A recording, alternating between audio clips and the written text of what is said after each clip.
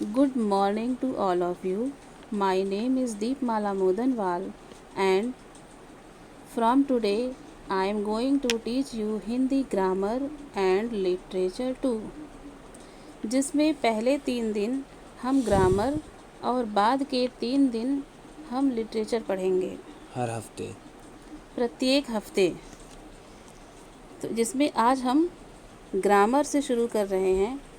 तो ग्रामर में पहला पाठ हमारा है व्याकरण एवं वर्ण विचार, जिसके अंतर्गत पहले हम जानेंगे कि व्याकरण क्या है। तो व्याकरण वह विद्या है जिसके द्वारा भाषा को शुद्ध रूप से लिखना, शुद्ध रूप से पढ़ना तथा शुद्ध रूप से बोलना हम सीखते हैं। भाषा शब्द की उत्पत्ति संस्कृत की भाष धातु से हुई है, जिसका अर्थ है व्यक्त वाणी या बोलना। भाषा की ध्वनियों का आपस में मेल करने से वे अर्थपूर्ण शब्दों का निर्माण करती हैं।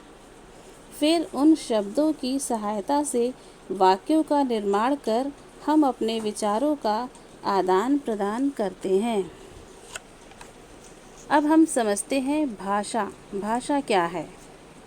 भाषा वह साधन है जिसके द्वारा हम अपने मन के भाव या विचारों को दूसरों के सामने प्रकट करते हैं और दूसरों के भाव या विचार को समझते हैं। अपने मन के भावों और विचारों को हम 3 प्रकार से प्रकट कर सकते हैं। पहला बोलकर, दूसरा लिखकर और तीसरा संकेतों के माध्यम से। अब हम जानते हैं बोली क्या है। बोली भाषा के क्षेत्रीय रूप को बोली कहते हैं। यह किसी क्षेत्र विशेष में ही वहाँ के निवासियों के द्वारा मौखिक रूप से अपने विचारों के आदान प्रदान करने के लिए प्रयोग की जाती है। लिपि। लिपि ऐसे चिन्ह जिन्हें हम भाषा लिखने में प्रयोग करते हैं, उनके समन्वित रूप को लिपि कहते हैं। जिस लिपि में हिंदी लिखी जाती है उस लिपि का नाम देवनागरी है। व्याकरण किसी भाषा को सीखने के लिए उसके वर्णों, शब्दों तथा वाक्यों का ज्ञान होना आवश्यक होता है। व्याकरण के अंतर्गत शब्दों, वर्णों तथा वाक्यों पर विचार किया जाता है। इस प्रकार व्याकरण के मुख्य रूप से 3 अंग माने जाते हैं, जिसमें पहला है वर्ण विचार, दूसरा है शब्द विचार और तीसरा वाक्य विचार है। स्टॉप।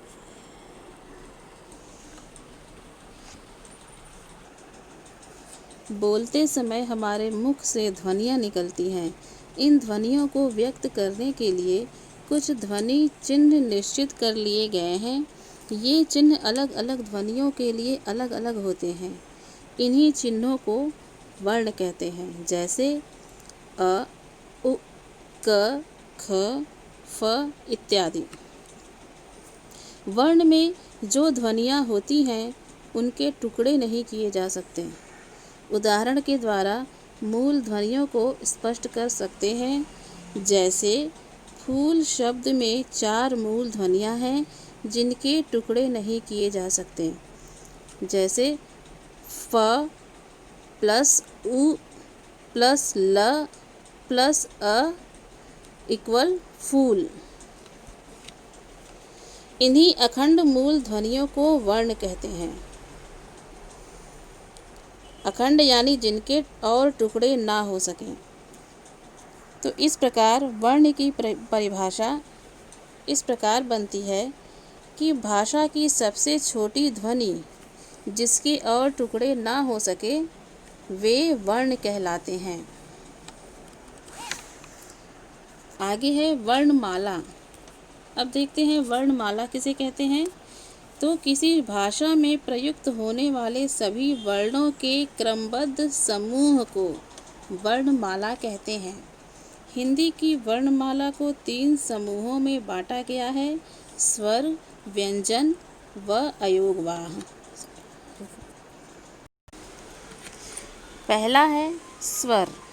स्वर, अब देखते हैं स्वर किसे कहते हैं। तो स्वर उन वर्णों को कहते हैं जिनका उच्चारण करने में किसी दूसरे वर्ण की सहायता की कोई आवश्यकता नहीं होती, अर्थात वे स्वतंत्र रूप से बोले जा सकते हैं तथा उन स्वरों के उच्चारण करते समय मुख के भीतर की वायु बिना किसी रुकावट के बाहर निकलती है। अब देखते हैं कि ऐसे कौन कौन से स्वर हैं, जैसे अ, आ, इ, ई इत्यादि। अब हम पढ़ते हैं स्वरों के भेद।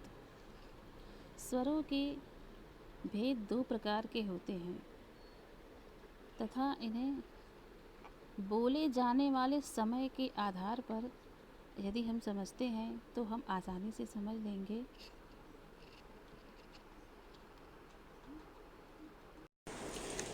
स्वरों के भेद को इनके बोले जाने वाले समय के आधार पर हम समझते हैं। इनके दो प्रकार होते हैं, ह्रस्व स्वर और दीर्घ स्वर, तथा एक और होते हैं प्लुत स्वर। लेकिन प्रमुख रूप से ह्रस्व स्वर और दीर्घ स्वर को ही हम पढ़ते हैं। पहले है ह्रस्व स्वर। ह्रस्व स्वर का अर्थ है छोटा या कम। जिन स्वरों के उच्चारण में कम समय लगता है, अर्थात जिन्हें हम कम समय में जल्दी से बोल लेते हैं, उन्हें ह्रस्व स्वर कहते हैं। जैसे छोटा अ, छोटी ई, छोटा उ तथा री।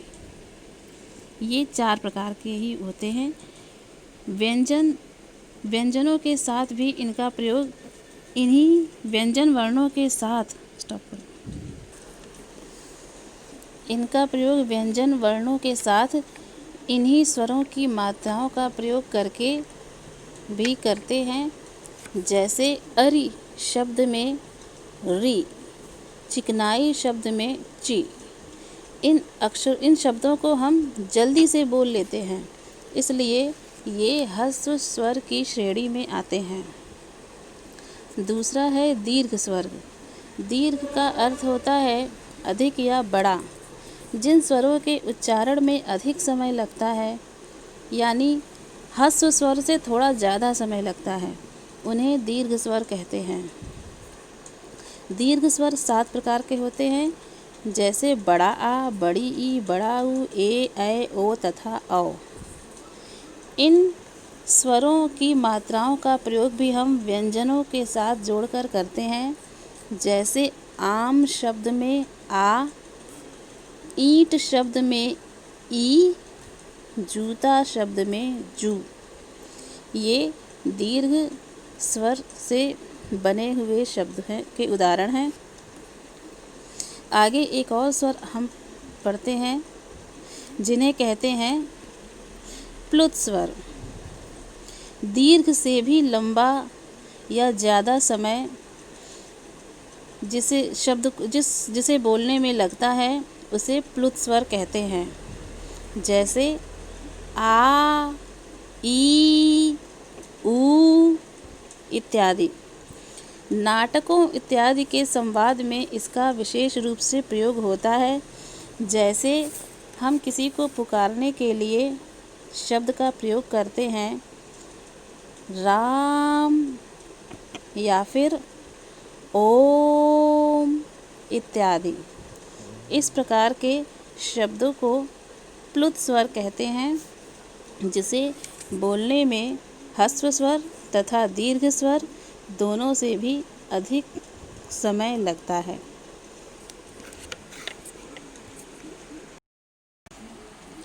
आइए अब देखते हैं अनुनासिक। अनुनासिक किसे कहते हैं? जिन ध्वनियों का उच्चारण मुख और नासिका दोनों के प्रयोग से होता है, वे अनुनासिक कहलाते हैं। वे ध्वनियाँ अनुनासिक कहलाती हैं, जैसे अंग, इय इत्यादि। तथा इनसे संबद्ध स्वर सानुनासिक स्वर कहलाते हैं। जिसका प्रतीक चिन्ह चंद बिंदु होता है, जैसे चाँद, बाँध, हंस, कुआं इत्यादि। अब देखते हैं अनुस्वार। जिस ध्वनि का उच्चारण करते समय वायु केवल नाक से निकलती है और उच्चारण कुछ जोर से किया जाता है, वह अनुस्वार कहलाती है। इसका प्रतीक चिन्ह बिंदु होता है, जो वर्ण के ऊपर लगाया जाता है, जैसे हंस, डंक, मंच, अंडा, कंठ इत्यादि।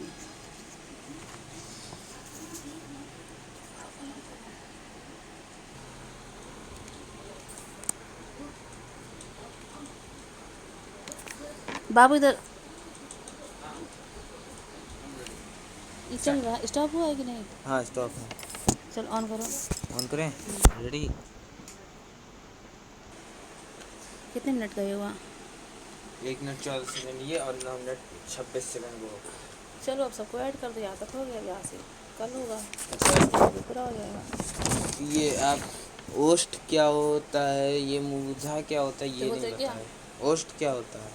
ओस्ट यानी होठ, बच्चों को पता है ओस्ट, ये ओस्ट बताई होठ। हो इसमें, इस वीडियो में?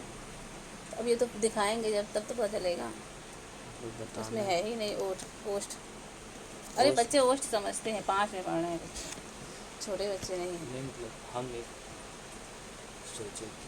नहीं, 5 के बच्चे हैं, नहीं समझ। ठीक है ना, हो गया कंठ कंप्लीट। समझेंगे, तालु समझेंगे, इसीलिए एक डिफिकल्ट वर्ड है, इसको समझा दिए कि तालु के ऊपर हो उभरे गया ना, हुए इसको हाथ। स्टॉप कर दें?